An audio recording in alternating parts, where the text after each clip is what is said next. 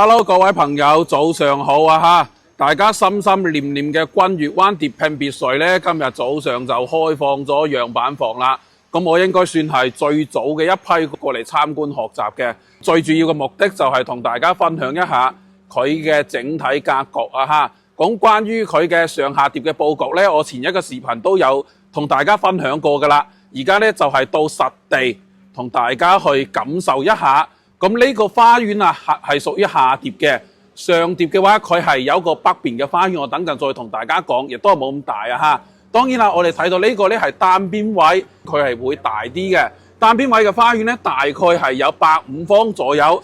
如果係中間位嘅下疊呢，佢大概係90零個方到100方。下疊呢，佢就分為1層、2層。開發商對外佢係唔輸出有嗰個負1層架空層嘅，到時我哋再講啦嚇。仲有就係佢嘅產權面積，不論係上疊同埋下疊，佢都係135方嘅，但係實際咧可以使用到350方左右。咁上下疊除咗係空間嘅唔同之外咧，佢有咩區別呢？下疊嘅話，佢嘅特色係花園佢會大啲；上疊嘅話，佢係有天台啦，有個北邊嘅花園。仲有就係上疊嘅話，佢可使用嘅空間相對下疊，即係室內嘅面積啊！我哋而家先入去下疊睇睇下，上疊咧佢係喺背面走嘅嚇，落住雨擔住遮，所以就拍得冇咁方便。入去睇睇先。嗱，呢個位置咧就係下疊嘅客廳嘅位置啦。呢個別墅咧，佢而家係仲未確定嗰個大裝修啊。不過咧8、9不離10都係200零萬一間㗎啦。嗱，客廳嘅位置同埋呢度做咗開放式廚房啦，咁睇你自己係點樣去佈局啦。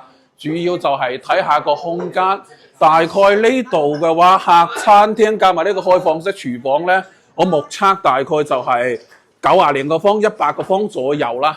嗱，270度嘅景觀面嘅玻璃窗，咁呢度有個套房，跟住係有電梯井嘅，喺呢度行上去，呢邊係上疊嗰個位置，我哋等陣再講。呢度係有個門可以封住嘅，咁再上去2樓睇下格局啦。Go！ 嗱，再換個位置睇下，嗱，呢個係1樓啦，好直觀啦嚇。廚房位、餐廳、客廳，仲有呢度有個套房、衛生間。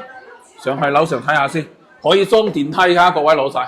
咁2樓呢，全部都係做咗房間嘅。咁呢個2樓嘅位置呢，你就睇下你點改造啦。睇而家咁嘅設計佈局呢，佢係一個主人房嚟嘅。咁呢度有個偏廳，你呢度做埋房都得。完全係睇自己嘅需求嚟去做佢主人房嘅樣板間，佢係做得好大個。佢嗰個衛生間啊，呢邊嘅景觀面啊，都係做得幾好，比較開揚啊。200零萬係抵買嘅。咁睇完下疊呢，我就總結一下啦。咁就感覺就同住聯排別墅差唔多。你話隱私性嘅話就冇咩，唔會話俾上邊睇得到你，因為你呢個位置1、2樓都係下疊嘅，上邊佢係睇唔到。大家可以過嚟現場感受一下嚇，我而家去上疊睇睇先。嗱，呢邊係側面，你買呢啲單邊位呢，我哋可以喺度直接話飛啲玻璃房出嚟。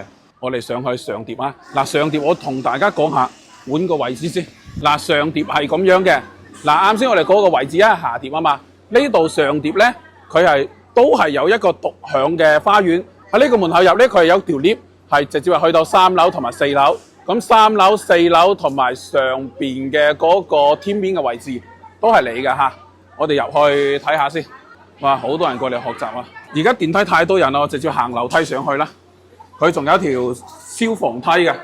嗱，而家我哋嚟到上疊嗰個位置，啱先我係走咗樓梯上嚟嘅。咁正常嚟講咧，上疊嘅話佢就係3、4、5層啊嚇，5層係天面嘅位置，我哋係有獨立嘅電梯井嘅。咁好多朋友會擔心啊，呢個電梯嘅話佢會唔會同埋1、2樓串用呢？佢1、2樓都係有自己獨立嘅電梯嘅嚇。上疊嘅空間大家睇下，1層嘅話大概我目測有112方嘅，就客餐廳啊同埋廚房啊，佢係做咗 LDKPG 一體化嘅，即係一個全開放式嘅展示面，所以個空間感我覺得係比較好嘅。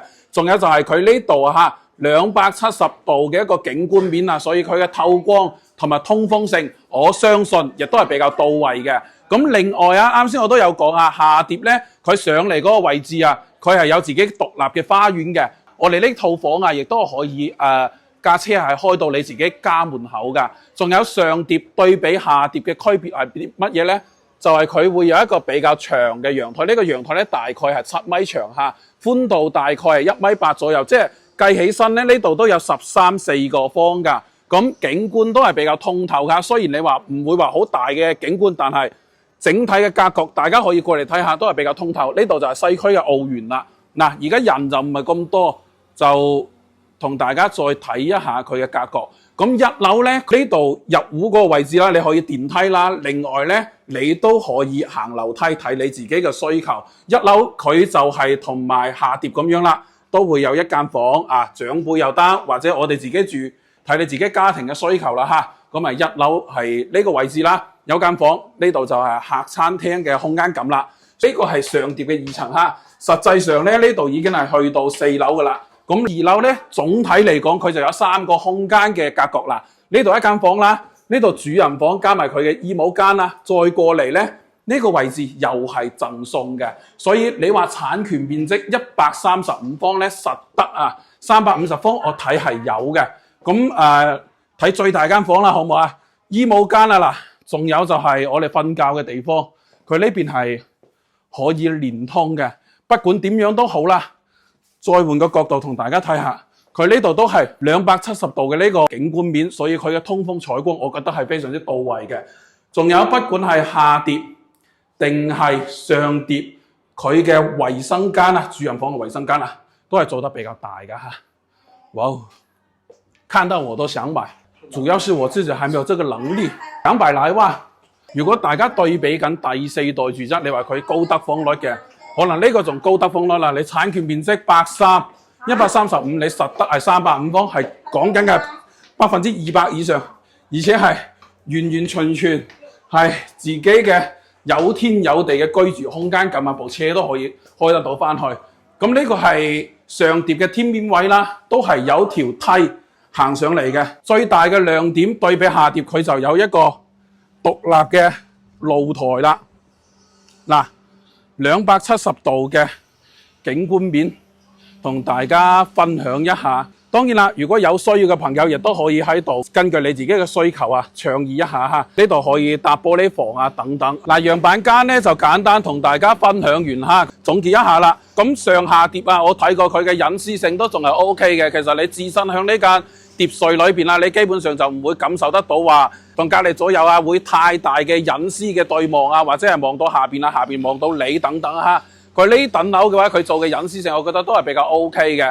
仲有房間嘅佈局啊，每一套碟墅佢都係有4間房嘅。咁如果你有更大嘅需要，可以根據自己嘅需求嚟改動嚇。比如好似呢啲天面位置，呢啲位置啊都可以根據你嘅需求去改造一下。比如搭玻璃房啊等等啊嚇，因為喺別墅裏邊咧就唔係話咁嚴格嘅管控得。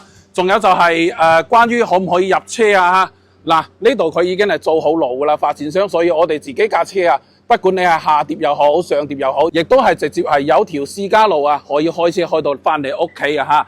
仲有價格問題咧，而家因為仲未開盤啊，開發展商咧亦都未確定係做無胚啊，定係大裝修嘅交付。不過8、9不離10都係我哋聽到吹風嗰個價錢嚇，200零萬嘅。如果大家都喺最近關注緊我哋市區嘅碟墅，想要揾一間比較高性價比嘅，可以嚟揾我，根據你嘅實際買房需求，幫你詳細匹配合適你嘅好房子嚇。或者想要過嚟睇嘅，提前嚟揾我。價格只係我最基礎嘅服務，我更想通過我嘅專業幫大家響中山一次性選對房、選好房。有需要嘅揾我啦。今日就分享到呢度先嚇，拜拜。